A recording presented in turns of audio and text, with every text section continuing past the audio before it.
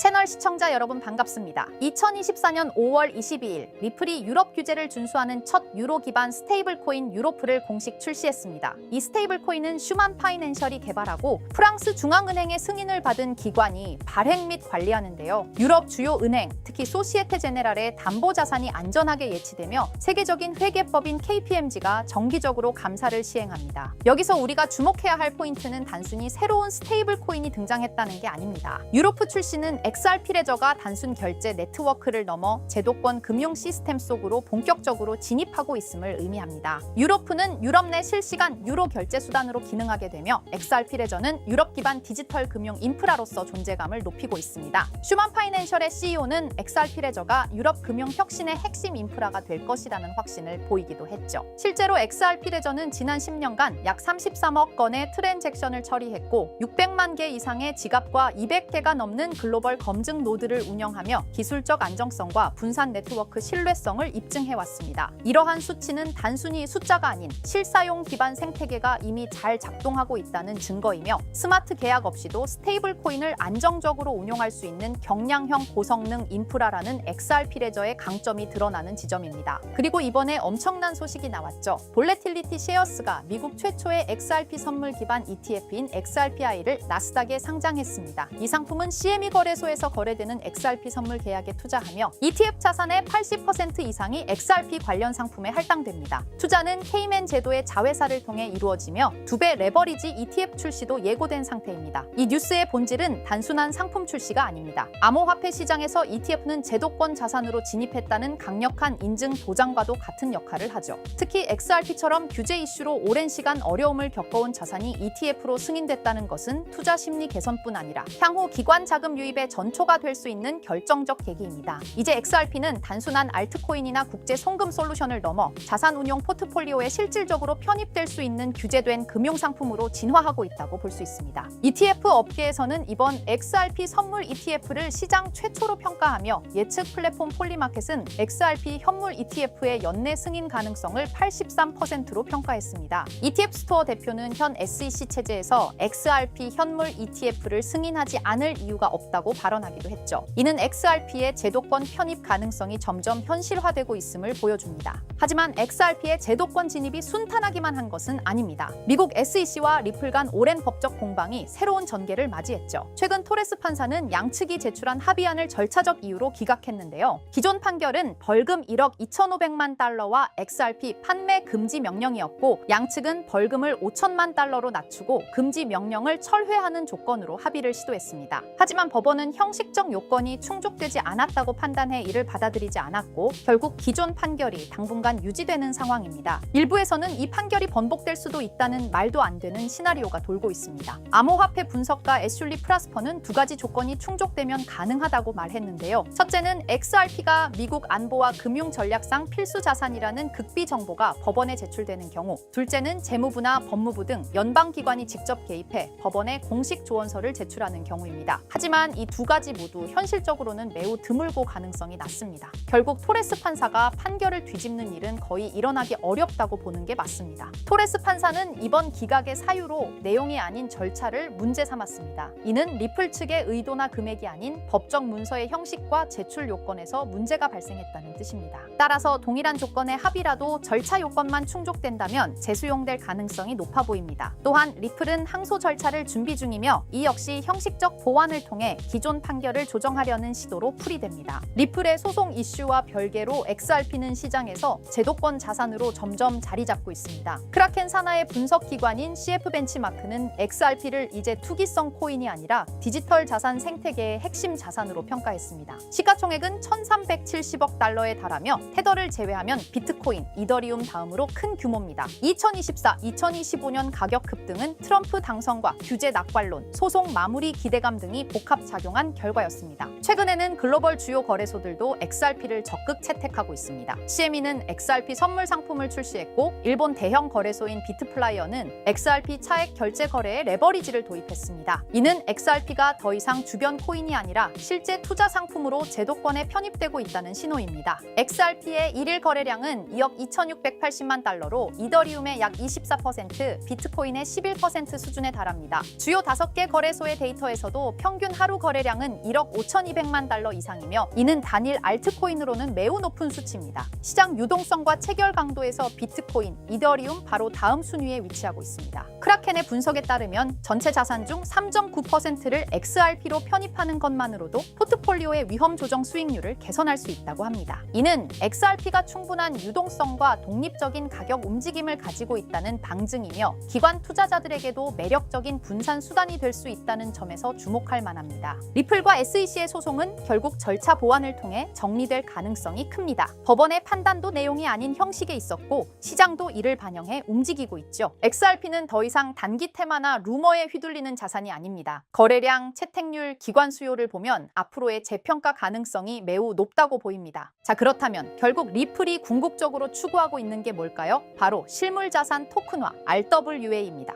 RWA는 리얼월드 에셋의 약자로 현실 세계의 자산을 블록체인상에서 디지털화하는 걸 말합니다. 예를 들어 부동산, 국채, 회사채, 주식, 금 같은 자산을 블록체인에서 토큰의 형태로 거래할 수 있게 만드는 기술이에요. 이건 단순히 디지털화가 아니라 유동성과 접근성, 거래 속도를 혁신적으로 개선하는 방식입니다. 리플은 이런 변화가 향후 금융의 중심이 될 거라 보고 자사의 기술 기반인 XRP 레저를 통해 이 RWA 시장에서 핵심 인프라 역할을 하겠다는 전략을 세우고 있습니다. 실제로 리플의 개발 조직 리플엑스는 최근 RWA의 블록체인 전환이 가속화되고 있다며 XRP 레저가 기관용 플랫폼으로 자리 잡고 있다고 공식 채널을 통해 발표했습니다. 그리고 그 연장선상에서 리플은 스테이블 코인 RLUSD를 내놓았죠. 단순한 스테이블 코인이 아니라 RWA 시대를 위한 결제 인프라로서 설계된 것입니다. 그렇다면 이 RWA 시장은 앞으로 얼마나 커질까요? 많은 글로벌 금융기관과 컨설팅 회사들이 RWA 시장이 2030년까지 최소 10조 달러 이상에 이를 것으로 전망하고 있어요. 특히 가트너, 보스턴 컨설팅 그룹 등은 이 시장이 향후 블록체인 산업 내에서 가장 큰 성장 동력이 될 것이라고 평가했습니다. 단순히 토큰을 발행하는 수준을 넘어 실제로 글로벌 자산의 흐름을 블록체인 위에서 운용하는 시스템으로 변하고 있다는 거죠. 전통 금융기관들도 참여하고 있고 RWA 전문 스타트업에 벤처 캐피털 자금이 몰리는 추세입니다. 왜냐하면 이 구조는 기존 금융을 대체하는 게 아니라 보완하고 효율화할 수 있기 때문이에요. 그래서 리플을 포함한 여러 기업들이 지금 이 시장에 선점하려고 하는 겁니다. 지금 시작되는 이 흐름이 향후 10년간 블록체인과 금융을 통합하는 핵심 축이 될 가능성이 높습니다. RWA가 이렇게 시장에서 주목받고 있는 이유는 생각보다 명확합니다. 첫째, 기존 금융 시스템이 너무 느리고 복잡해요. 부동산을 사고 팔거나 국채를 거래하거나 펀드를 운용하려면 수많은 중간 단계가 필요하죠. 그런데 RWA는 이런 과정들을 스마트 계약으로 간소화할 수 있습니다.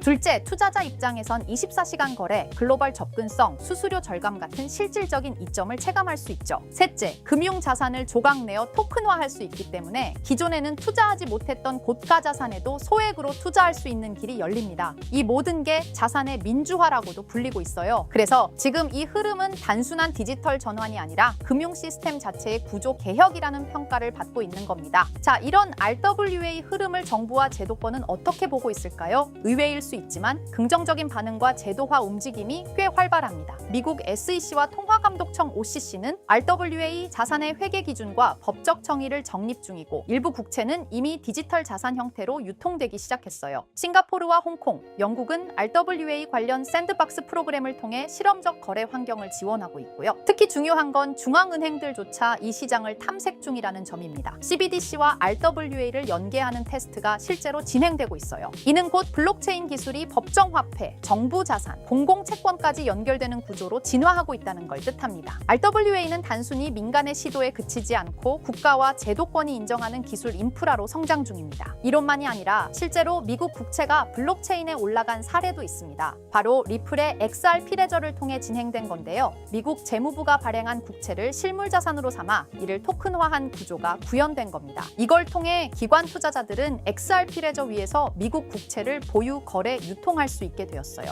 이건 굉장히 중요한 시사점을 줍니다. 왜냐하면 세계에서 가장 안정적인 자산으로 평가받는 미국 국채조차 블록체인 기반으로 옮겨졌다는 건 기술의 신뢰성과 법적 기반이 이미 어느 정도 충족되었다는 뜻이거든요. 리플은 XRP 레저를 통해 국채 같은 고신뢰 자산의 디지털 거래 인프라를 제공하면서 RWA 시장에서 자신들의 역할을 구체적으로 증명하고 있는 셈입니다. 그리고 드디어 등장한 이름 블랙록입니다. 다들 아시죠? 무려 무려 11조 달러 이상을 운용하는 전 세계에서 가장 큰 자산 운용사. 그런 블랙록도 이제는 RWA 시장에 뛰어들었습니다. 블랙록의 CEO 레리 핑크는 이렇게 말했어요. 모든 금융자산은 토큰화될 것이다. 즉 부동산, 채권, 펀드, 주식 전부가 앞으로는 블록체인에서 거래된다는 의미죠. 그리고 블랙록은 이 시장이 향후 10년 안에 약 30조 달러 규모로 성장할 것이라고 전망했습니다. 단순히 말을 한 게 아니라 직접 자신들의 펀드를 블록체인 형태로 내놓기 시작했어요. 블랙록이 이렇게 움직인다는 건 RWA가 올드머니의 신뢰까지 얻었다는 의미입니다. 블랙록은 실체 있는 첫 RWA 펀드로 비드를 선보였습니다. 이 펀드는 미국 국채 같은 실물 자산을 기반으로 하면서 이더리움 블록체인 위에서 운영되도록 설계됐어요. 스마트 계약을 활용해서 매일 이자가 자동으로 분배되고 투자자는 자신의 자산 상태를 실시간으로 확인할 수 있습니다. 말 그대로 기존 전통 금융과 블록체인의 장점을 섞은 하이브리드형 펀드입니다. 비들은 특히 기관 투자자들 사이에서 디지털 자산 신뢰도를 올리는 사례로 꼽히고 있어요. 이 펀드를 통해 블랙록은 단순한 실험을 넘어 RWA의 실전 적용 가능성과 수익성을 동시에 입증하고 있는 셈입니다. 놀라운 건 비들의 현재 규모입니다. 출시된 지 1년 2개월밖에 안 됐는데 운용 자산이 벌써 10억 달러를 돌파했어요. 이는 단순히 블랙록의 브랜드 파워 때문만은 아닙니다. 투자자들이 RWA 구조에 실질적 신뢰를 보내고 있다는 증거이기도 하죠. 특히 일일 이자 지급, 실시간 조회 가능, 안정적인 국채 기반 등 전통 금융의 신뢰성과 블록체인의 유연함을 모두 갖춘 게 크게 작용했습니다. 앞으로 비들처럼 토큰화된 펀드가 더 많이 등장할 가능성이 크고 이로 인해 RWA 시장은 기관 자금 중심으로 급속히 팽창할 수 있습니다. 지금 우리는 단순한 테스트가 아니라 거대한 판이 바뀌는 현장을 보고 있는 겁니다. 하지만 이렇게 말씀드려도 이런 반응을 보이실 겁니다. 그래, RWA가 유망한 건 알겠어. 그런데 RWA 테마의 어떤 종목을 봐야 하는데 당연한 반응이에요. 이미 RWA 섹터 안에는 수많은 프로젝트와 토큰이 있고 기술력, 파트너십, 실제 운용 자산 규모 등 종목별로 차이가 꽤 크거든요. 단순히 이름만 들어봤다고 투자할 순 없고 실제로 RWA 생태계에서 실행력 있는 프로젝트를 보는 안목이 필요합니다. 그런데 이런 분석은 쉽지 않죠. 지금 이 순간에도 여러 프로젝트가 제휴 발표를 하거나 블록체인 기반으로 실물 자산을 올리고 있고 그 흐름을 실시간으로 파악하긴 어렵습니다. 그래서 제가 지금까지 영상을 시청해주고 계시는 구독자 여러분을 위해 준비한 게 있습니다. 바로 블랙록이 아직 공개하지 않은 포트폴리오, 그 안에 들어있는 RWA 섹터의 핵심 종목을 공유해 드리려 합니다. 이 종목들은 단순히 가능성이 아니라 실제로 블랙록 및 기관 투자자들의 자금 흐름과 맞물려 있는 프로젝트들입니다. 그런데 제가 이 정보를 어떻게 알게 되었냐고요? 사실 해외에서 활동 중인 펀드 매니저와 개인적인 친분이 있는데요. 그분이 업계에서 꽤 영향력 있는 사람인데 최근 블랙록이 주요 고객을 초대한 비공개 회의에 참석했다고 합니다. 블랙록은 아주 간혹 제한된 고객을 대상으로 향후 투자 전략이나 특정 섹터에 대한 포트폴리오를 비공식적으로 공유하는 자리를 마련합니다. 이번 회의도 그런 자리 중 하나였고 그 안에서 블랙록이 RWA 섹터 관련 포트폴리오 일부를 고객들에게 소개했다고 합니다. 덕분에 저도 이 내용을 간접적으로 들을 수 있었고요. 그 내용을 바탕으로 여러분께 아직 시장에 널리 알려지지 않은 핵심 RWA 종목을 소개해드릴 수 있게 되었습니다. 자, 바로 이 종목인데요. 블랙록의 포트폴리오에 적혀있던 내용에 따르면 예상 수익률이 무려 1200% 이상이었고요. 이 종목은 유럽계 은행과 실물 자산을 연결하는 토큰화 인프라를 제공하는 프로젝트입니다. 구체적으로는 부동산, 국채, 에너지 크레딧을 블록체인 기반으로 전환하는 기술을 가지고 있어요. 특히 지난해 스위스 정부와 파일럿 테스트 계약을 맺었다는 점에서 기관 신뢰도가 굉장히 높았습니다. 그리고 현재는 미국 내 RWA 법률 규정에 맞춰 토큰 발행 플랫폼을 구축 중이에요. 무엇보다 블랙록이 중장기 포트폴리오의 핵심 비중으로 담았다는 점, 이게 핵심입니다. 제가 해당 종목을 영상에서 바로 공개해드리고 싶지만 이걸 영상에서 공개해버리면 유튜브 가이드라인에 있는 자본시장법을 위반하기 때문에 코인 정보를 부득이하게 가려놓은 점 양해 부탁드립니다. 그래서 종목을 공유받고 싶으신 분들은 지금 화면 상단에 보이는 제 개인 번호 010-2374-4693 이 번호로 정보라고 문자 남겨주세요. 정보라고 문자 남겨주셔야 제가 제 채널 시청자분이신 걸 확인하고 종목을 공유해드리니까요. 꼭 정보라고 문자 남겨주세요. 당연히 종목 드리면서 어떠한 금전 요구도 드리지 않습니다. 여러분은 정보료라 생각하시고 구독과 좋아요만 눌러주셔도 제게 큰 힘이 됩니다. 블랙록은 이 종목의 예상 수익률을 1200% 이상으로 바라봤었는데 그래도 혹시 모르니 큰 욕심은 내지 말고 일상생활에 지장 없을 정도의 소액으로만 담아보자고요. 1000%만 상승해도 100만 원으로 1000만 원을 만들 수 있는 수익이에요. 만족 못하실 수익은 아니잖아요. 저는 항상 여러분들이 안전하게 투자하셔서 높은 수익을 보셨으면 하는 바람입니다. 문자 주신 분들은 여러분들은 앞으로도 제가 유망한 종목이 있으면 바로바로 공유해 드릴 거니까 천천히 꾸준하게 같이 수익 챙겨보자고요. 자, 오늘 제가 준비한 영상은 여기까지입니다. 다음 영상에는 더 알찬 영상으로 찾아뵙겠습니다. 오늘도 시청해 주셔서 정말 감사합니다.